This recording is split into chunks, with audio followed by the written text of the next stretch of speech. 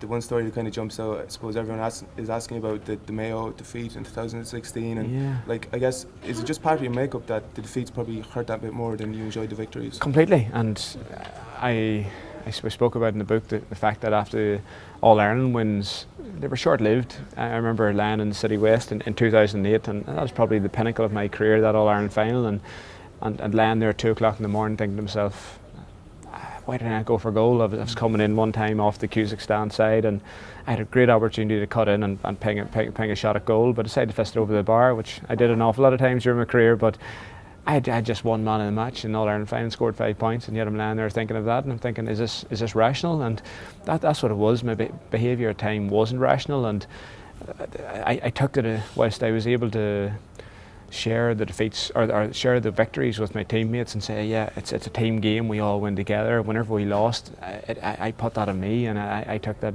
very personally, and none more so probably in that Mayo game, where I blame myself as captain, and I blame myself that I got sent off, I got caught up in probably a personal battle with Lee Keegan, which he won, and I ended up being off the pitch for the last 20 minutes, and the fact that we lost by a point, and no disrespect to Tipperary, but we were playing Tipperary in the semi-final. If we had won, which probably would have led to a final, and in my mind, in the perfect world, that was the way in which I was going to sail off into the sunset in an All-Ireland final against the Dubs. Whatever way we did, I was happy to go, but because it didn't work out, it hit me hard, and I went into almost a state of shock and a numbness, and walking decided to be the way in which I thought I could clear my head, and it turned out then a number of hours later I was picked up by a taxi man and told I had no idea of time or anything. So I was still in control, and I would never do anything to hurt me or anyone else.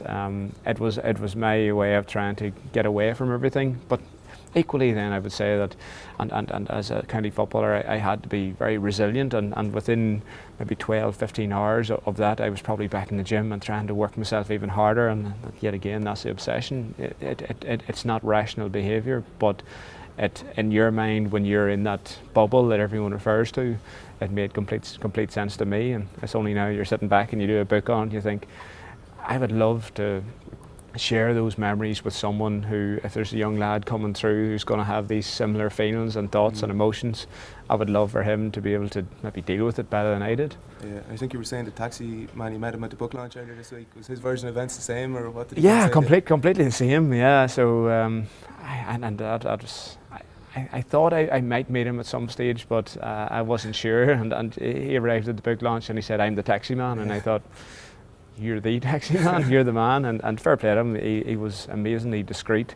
It probably would have been easy for him in the past few years to tell that story out, and he hadn't told anyone. He only lived a few miles in the road in Dungannon, and yeah, that night he said to me there at the book launch, he says, "You weren't going to get in the car that night?" And I says, "No, I wasn't," because I remember he pulled up alongside me in a pair of shorts at whatever it was, 1:30 in the morning odd, and he said to me, "I'll jump in the car," and I was like, no, I'm only out for a walk here, I'm grand, thanks a million anyway. And he insisted, which I'm glad he did, in all fairness. And yeah, like that was probably the low point of my career that night.